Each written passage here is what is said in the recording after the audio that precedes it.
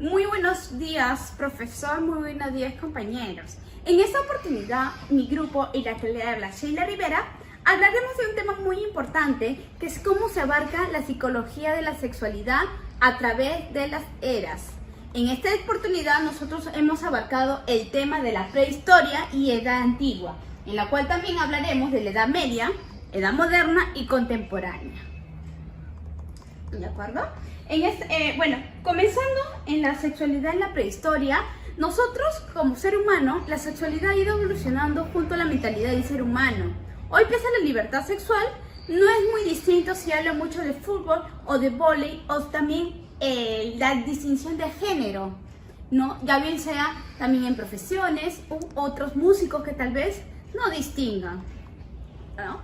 Mayormente, nosotros en la edad en la cual nos encontramos, no podemos hablar mucho también de fanáticos, pero si se habla mucho de sexo, se lo podría llamar también como sexópatas. Aquí en esta oportunidad intentaré hacer un poco de hablar acerca de la historia, cómo se llevó a cabo esta gran etapa, ¿no?, de la sexualidad y los orígenes. Comenzando en ello, en la prehistoria, ahí podemos abarcar de que en esta época se cree que no habían limitantes para el sexo ni reglas que regulasen la relación tanto como hombres y mujeres. Aquí en esta etapa, a pesar de esto, la promiscuidad no era común. Existen objetos en los cuales nos dan señales de cómo era la vida sexual en la prehistoria, tanto como se podían encontrar como pinturas rupestres, artes eróticos, vulvas y penes grabados tanto en piedras y estatuas de genitales. La sexualidad aquí era más vista como más que todo como una forma de asegurar la especie. Por más años que hayan pasado, no era más que una fuerza fecundadora antes de ser una vivencia placentera. Luego de ello, nosotros nos vamos a abarcar a la edad de Egipto, antes de Cristo. Aquí podremos observar que la sexualidad era vista de manera igualitaria, ¿no?, permisiva también. Aquí el que más gozaba de libertad era el varón. Aquí el varón podría realizar cualquier tipo de actividad sin fuese castigado, mientras que la mujer era la que tenía que ser fiel, entregada a la casa y al hogar. La mujer tenía posición privilegiada, pero en caso de que no haya tenido familia, acá también se podría observar sobre el oficio más antiguo, la prostitución. Inclusive existieron prostitutas sagradas.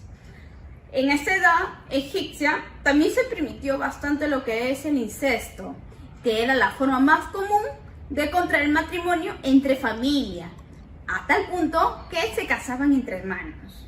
Luego de ello, nos pasamos a Babilonia. En la sociedad babilónica, la monogamia era muy estricta.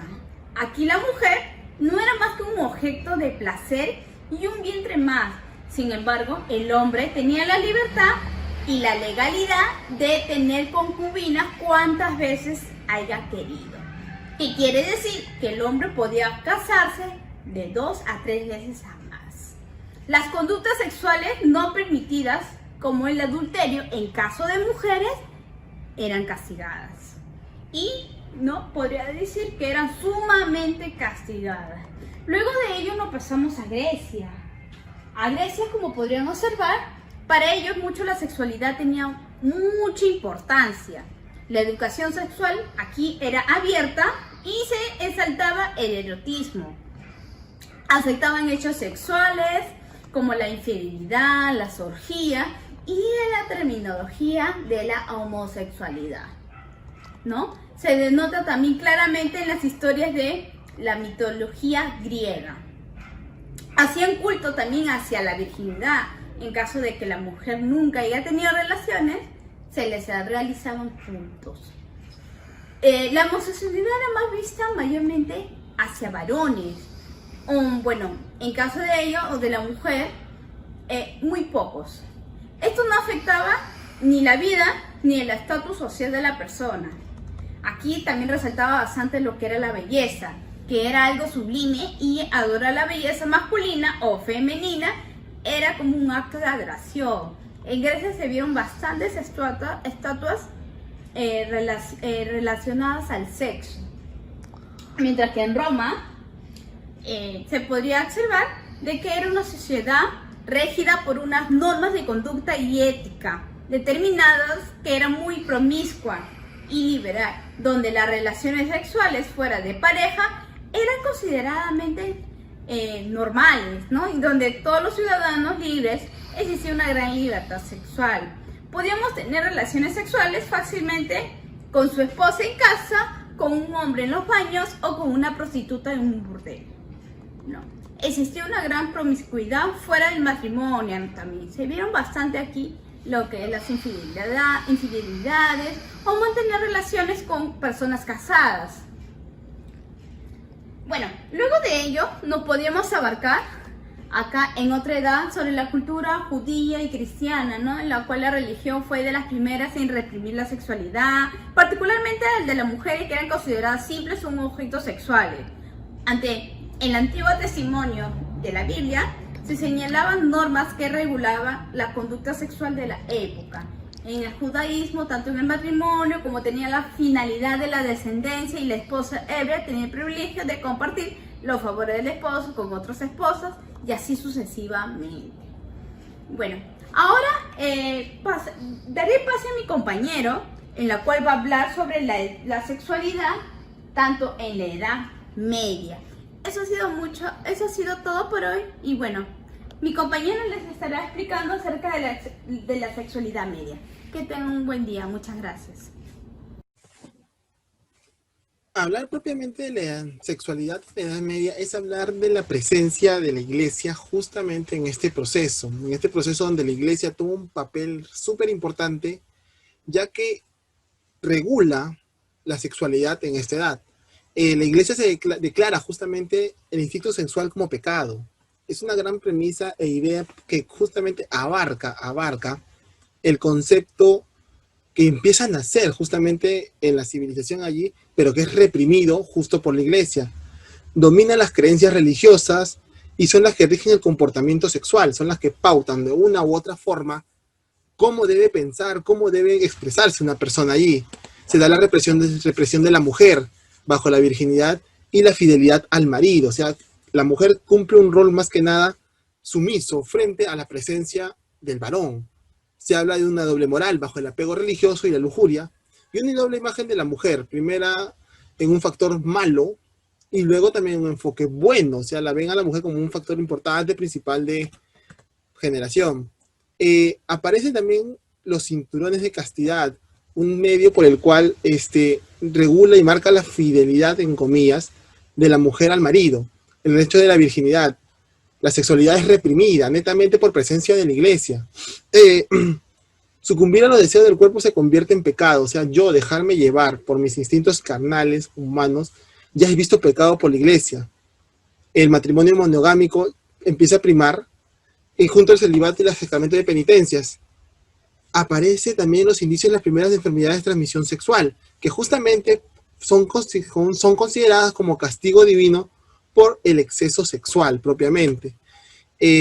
Dos representantes que vamos a reconocer acá, uno de ellos es San Agustín, que nos dice que el pecado original se manifiesta en la rebeldía de la carne y la actividad sexual. Caso que compromete la dignidad y es aceptable dentro del matrimonio. Y el otro representante es Santo Tomás de Aquino. Ambos, él dice que el cuerpo y el sexo son naturales para el hombre porque Dios así lo quiso, pero la actividad sexual debe ir dirigida a la procreación. O sea, hablamos netamente de un factor de procreación para el hecho sexual. También nos hablan de la presencia de la Iglesia Católica, que se levantó su voz de protesta en contra del amor de cortejo, y también el tema del adulterio, que es considerado un delito, ya que dependía del sexo que éste provocase. Era una deshonra de tipo religioso.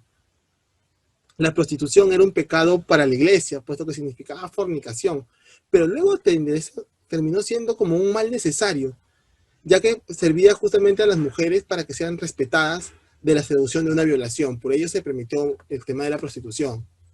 La Inquisición hablaban también del tema de las brujas, y que volaban físicamente. Las músicas eran objeto de observación cuidadosa, por ende las quemaban, las mataban porque consideraban que es sinónimo de brujería.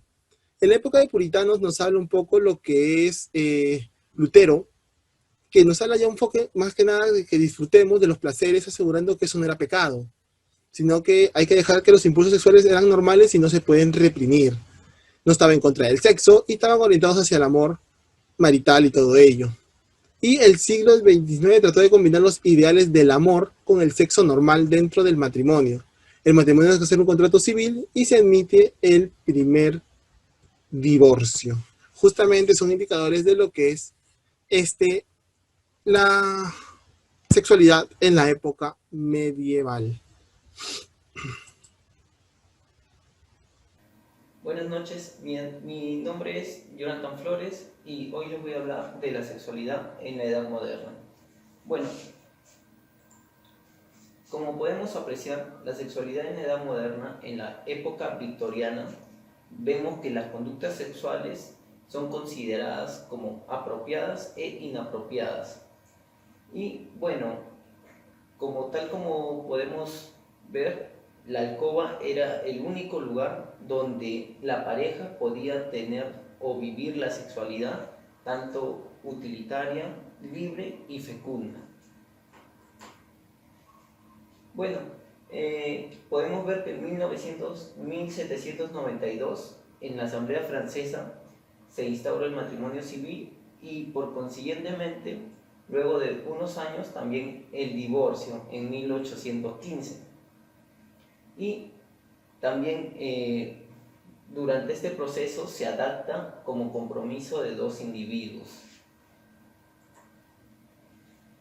Vemos que en 1882 Krafft-Ebing define diferentes comportamientos sexuales como patológicos, surgiendo el término como desviación sexual. Bueno, vemos que en el siglo XVIII la literatura rompe el enclaustramiento femenino.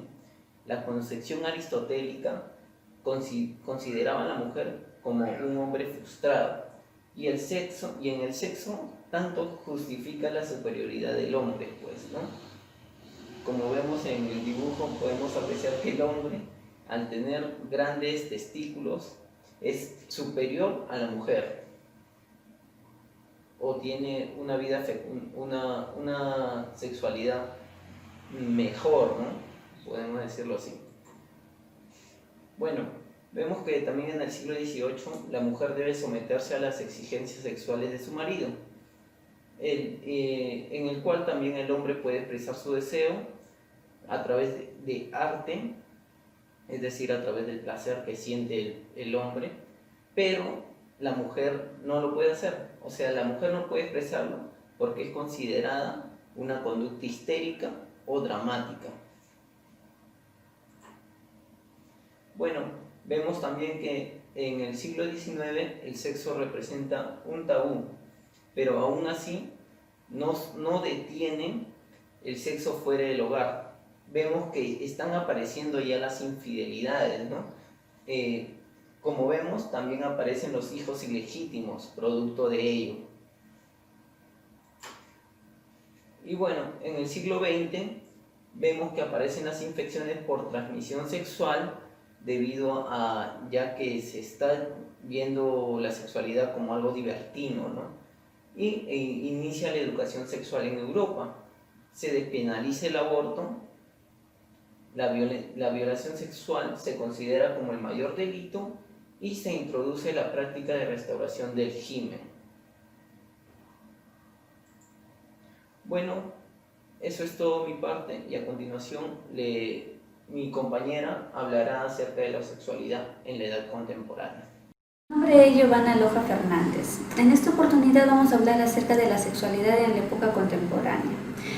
La sexualidad en el siglo XVII, como ya mencionó mi compañero, estaba mirada con tapujos, con prohibición. Ahora, en nuestros tiempos, en el siglo XX y XXI, podemos notar que eso ha cambiado, que el control del poder se han desgastado y que se han desmenuzado mucho tabú debido a las nuevas tecnologías sexuales. ¿Ha avanzado lo suficiente la medicina, la demografía, el psicoanálisis, la psiquiatría o cualquier otra ciencia que es usada para el análisis del sexo, dándonos así el permiso requerido para desinhibirnos un poco más en nuestra sexualidad? La sexualidad de esta época es para el cuerpo y depende del cuerpo, entendiéndolo como un órgano polivalente para el goce, de arquetipo de belleza, de fortaleza, de catalizador espejo de nuestras relaciones sociales y sexuales. El cuerpo es un medio de liberación de la moralidad, tanto colectiva como individual. Esto obedece a la búsqueda infinita del placer de nuestro cuerpo, desencadenándolos así de las cadenas que siempre nos han aprisionado, como en el caso del cristianismo. Por otro lado, el proyecto moderno y sus discursos han fracasado, pues estamos desinhibidos y predispuestos a hablar del sexo sin ningún control. Y todo esto apunta a que el sexo encerrará cada vez menos misterios y que las formas de obtener placer para nuestro cuerpo se multiplicarán sin un ápice de culpa. Esos postulados del siglo XIX al XX. Freud llevó a cabo una ruptura epistemológica de la sexología de la época, al ampliar la noción de la sexualidad a una disposición psíquica universal, extirpándola así de su fundamento exclusivamente biológico, anatómico y genital, para hacer de ella misma la esencia de la actividad humana. También desarrolló teorías de la personalidad que tienen como base el desarrollo sexual humano. Introdujo el término del líbido, introdujo también que miedos y fobias tenían relación con las frustraciones sexuales y también el complejo de Edipo. Havelock Ellis menciona que el deseo sexual es igual en hombres y mujeres y refuta que la masturbación es insana. También postula que las causas de trastornos sexuales son psicológicas y no orgánicas. Hirschfeld se implicó política y socialmente en la reforma sexual y en la igualdad de derechos entre hombres y mujeres. Master y Johnson. Sus principales aportaciones se podrían resumir en: la sexualidad es una dimensión humana de comunicación y placer, que vivida en pareja se encuentra su máxima realización. María Stopes decía que la sexualidad debe ser disfrutada libremente y sin temores. Fue pionera en el ámbito de la planificación de la natalidad y también del derecho a la maternidad elegida. En el siglo XX, dado los comportamientos malthusianitas y con el contagio de las enfermedades venéreas, se manifiesta en Europa la primera iniciativa para introducir la educación sexual. Durante este ciclo, asistimos desde los años 60 a las mezclas de sexos en las escuelas. Penalizaron la contracepción y el aborto en determinadas condiciones. Se proclama la igualdad de sexos, se destruye la simbología del himen y se considera que la regla no es una pérdida sino una posibilidad, y se estigmatiza la violación como máximo escándalo. Gracias.